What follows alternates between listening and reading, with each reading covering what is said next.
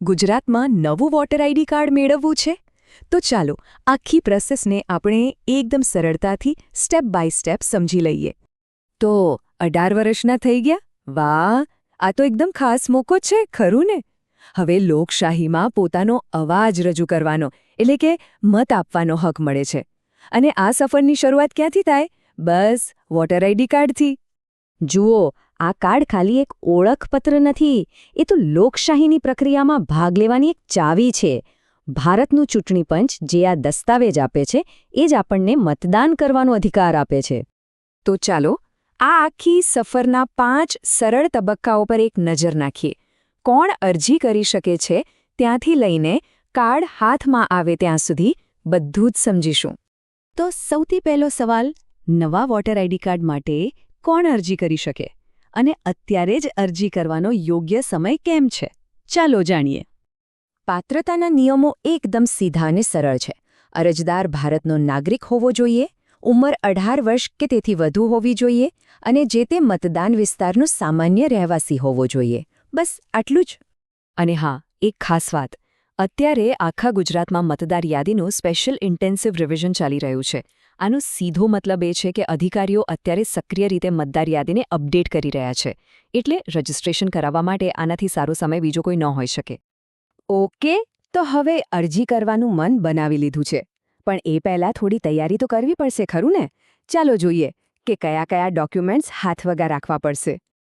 જો તમે ઓનલાઈન અરજી કરો કે ઓફલાઈન, અમુક ડોક્યુમેન્ટ્સ તો જોઈશે જ, જેમ કે એક પાસપોર્ટ સાઇઝનો ફોટો, ઉંમરનો પુરાવો, સરનામાનો પુરાવો અને હા, આધાર અને મોબાઈલ નંબર. આટલું તૈયાર હશે ને તો કામ એકદમ ફટાફટ થઈ જશે.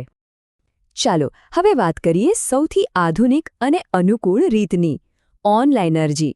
આ માટે સત્તાવાર વોટર સર્વિસ પોર્ટલનો ઉપયોગ કરવાનો હોય છે. આ માટે વોટર સર્વિસ પોર્ટલ પર જવાનું છે. યાદ રાખજો, આ ભારતના ચૂંટણી પંચ દ્વારા ચલાવવામાં આવતું સત્તાવાર પોર્ટલ છે, જ્યાં બધી જ ચૂંટણી સંબંધિત સેવાઓ મળી રહે છે. પ્રોસેસ ખૂબ જ સરળ છે. બસ પોર્ટલ પર જઈને લોગિન કરો, પછી ફોર્મ 6 પસંદ કરો. તમારી બધી વિગતો ભરો, ડોક્યુમેન્ટ્સ અપલોડ કરો અને છેલ્લે ફોર્મ સબમિટ કરી દો. સબમિટ કર્યા પછી એક રેફરન્સ નંબર મળશે, એ સાચવીને રાખજો. હવે જેમને ઓનલાઈન પ્રોસેસ ફાવતી નથી, એમના માટે પણ એક વિકલ્પ છે. એ છે આપણી જૂની અને જાણીતી ઓફલાઈન પદ્ધતિ. ચાલો એના વિશે પણ જાણી લઈએ. આના માટે નજીકની ચૂંટણી કચેરી, તલાટી ઓફિસ કે પછી કોમન સર્વિસ સેન્ટર પર જવાનું. ત્યાંથી ફોર્મ 6 લઈને તેને ભરીને જરૂરી ડોક્યુમેન્ટ્સ જોડીને ત્યાંના અધિકારીને આપી દેવાનું. હા, એક વાત ધ્યાનમાં રાખજો. જો કોઈ સર્વિસ સેન્ટર પરથી અરજી કરાવો છો તો ત્યાં મદદ માટે લગભગ 100 રૂપિયા જેવો સામાન્ય ચાર્જ લાગી શકે છે. ચાલો માની લઈએ કે ફોર્મ તો ભરાઈ ગયું, પણ હવે શું? બસ હવે એ જોવાનું છે કે આપણી અરજીનું શું થયું, એને ટ્રેક કેવી રીતે કરવી અને કદાચ કોઈ મદદની જરૂર પડી તો કોને પૂછવું, એના વિશે જ વાત કરીએ. મેં પહેલાં કહ્યું હતું ને કે એક રેફરન્સ નંબર મળશે. બસ એ નંબર ખૂબ જ મહત્વનો છે. એને એકદમ સાચવીને રાખજો, કારણ કે તમારી અરજી ક્યાં પહોંચી એ જાણવા માટે એ જ તો ચાવી છે.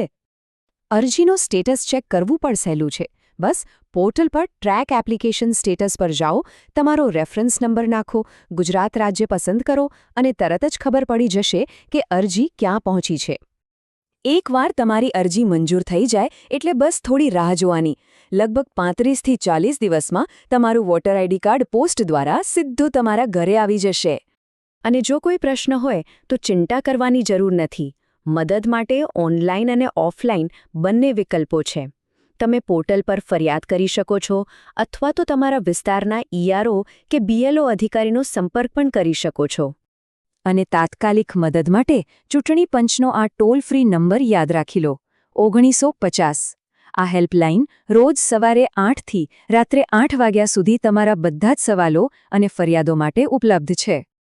મતદાર તરીકે નોંધણી કરાવવી એ લોકશાહીનો હિસ્સો બનવા તરફનું પહેલું અને સૌથી અગત્યનું પગલું છે.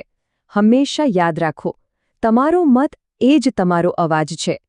તો હવે જ્યારે આખી પ્રક્રિયા આટલી સ્પષ્ટ છે, તો સવાલ એ છે કે એક જાગૃત અને જવાબદાર મતદાર બનવા માટેનું આ પગલું ક્યારે ભરશો?